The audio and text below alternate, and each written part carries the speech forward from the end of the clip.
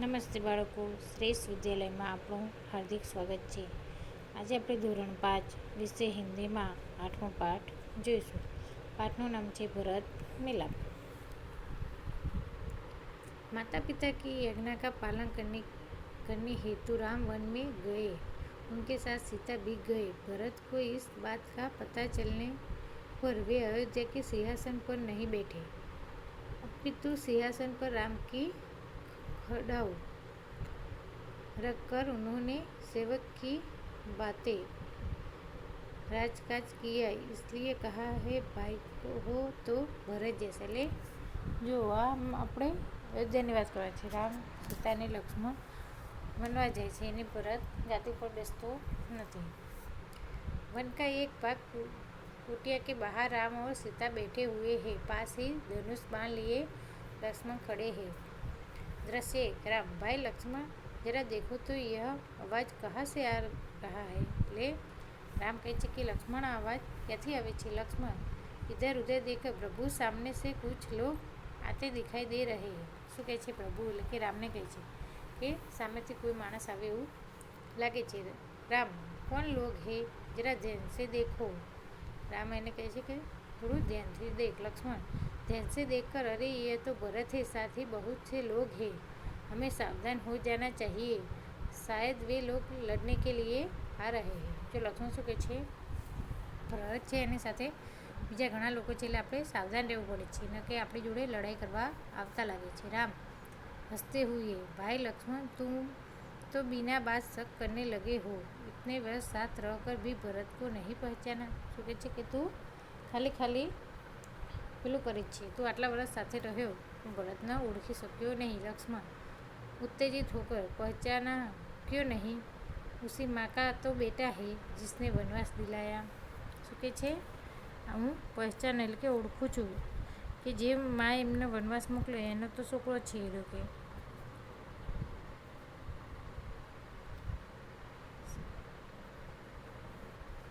सीता, इसमें बेचारे भरत का क्या दोष है? ले सीता કહે છે કે એમાં ભરતનો શું દોષ છે? લક્ષ્મણ दीजिए, सब लोग इधर ही आ रहे, કે બધા लोग આ બાજુ જ આવે છે. હવે દ્રશ્ય બેજો कि भरत दौड़ते हुए कुटिया के निकट आते हैं। उनकी आंखों में आंसू बह रहे हैं। वे राम के चरणों में पड़ते हैं। राम भरत को उठाकर गले लगा देते हैं, એટલે કે સામનેથી આવે છે અને આંખમાં આંસુ છે અને આવીને રામને પેટે છે. भरत रोते हुए, मुझे क्षमा कीजिए प्रभु, आपको वनवास दिलाने में मेरा कोई हाथ नहीं, એટલે કે મને માફ કરો, તમને વનવાસ અપાવવા મારો કશો જ હાથ નથી. आप मुझसे बड़े हैं, आप ही को राजा बनाना चाहिए, मैं आपको लेने आया हूँ. કે તમે મારાથી મોટા છે એટલે તમને જ રાજા બનાવવાના છે, હું તમને લેવા આવ્યો છું. मैं आपको लेने आया हूँ, आप सब अयोध्या चलिए, इन नगरवासियों की भी यही इच्छा है, નિરાશ ન કીજીએ પ્રભુ. એટલે કે જે નગરજનો છે એમને પણ એ જ ઈચ્છા છે કે રામ ગાદીએ બેસે, એટલે આપ પાછા આવો. राम, भाई भरत, मैं तुम्हारा प्रेम देखकर प्रसन्न हूँ, किंतु मैं माता पिता की आज्ञा का पालन करने हेतु वन में आया हूँ, वनवास पूरा करके ही लौटूंगा. શું કહે છે? હું માતા પિતાની આજ્ઞાનું પાલન કરું છું, એટલે હું વનવાસ પૂરો કરીને જ અયોધ્યા પાછો આવીશ. एक नागरिक, नहीं प्रभु, आपको हमारे साथ चलना ही होगा, आपके बिना प्रजा दुखी है, प्रजा को सुखी रखना राजा का कर्तव्य. કે પ્રભુ એટલે રામ, તમારે અમારી સાથે આવવું જ પડશે, તમારા વગર પ્રજા दुखी છે. राम, नगरजनों, इस समय माता पिता की आज्ञा का पालन करना मेरा सबसे बड़ा कर्तव्य है. શું કહે છે કે સૌથી પહેલાં મારે માતા પિતાની આજ્ઞાનું પાલન કરવું એ મારું કર્તવ્ય છે.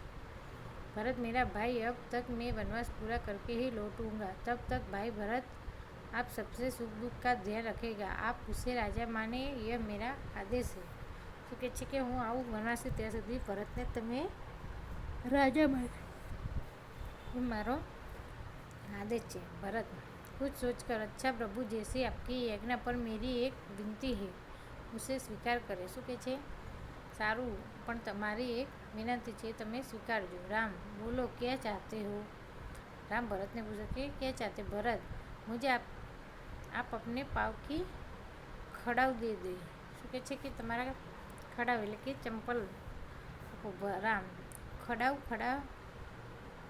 खड़ाऊ का क्या करोगे भरत? उन्हें सिंहासन पर रखकर आपके लौटने तक सेवक की तरह राजा का राजकाज करूँगा. કે છે કે તમે વનવાસથી આવો ત્યાં સુધી એ ખડાવ હું આદિ ઉપર મૂકીશ. भरत का प्रेम देखकर राम सीता और लक्ष्मण गदगद हो गए. શું થયું?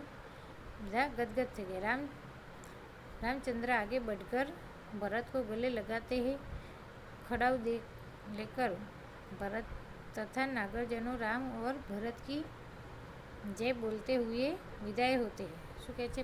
રામને બધા ભરતને બધા રામ લક્ષ્મણ સીતાની જય જય બોલાવે છે ને વિદાય લે છે. હવે આપણે શબ્દાર્થ જોઈએ કે કુટિયા એટલે કે ઝોપડી, શાયદ એટલે કદાચિત, શક એટલે શંકા, નિકટ એટલે નજદીક, ચરણ એટલે કે પેર, દોષ એટલે અપરાધ, કર્તવ્ય એટલે ફરજ, આદેશ એટલે હુક્મ આજ્ઞા, ખડાવ એટલે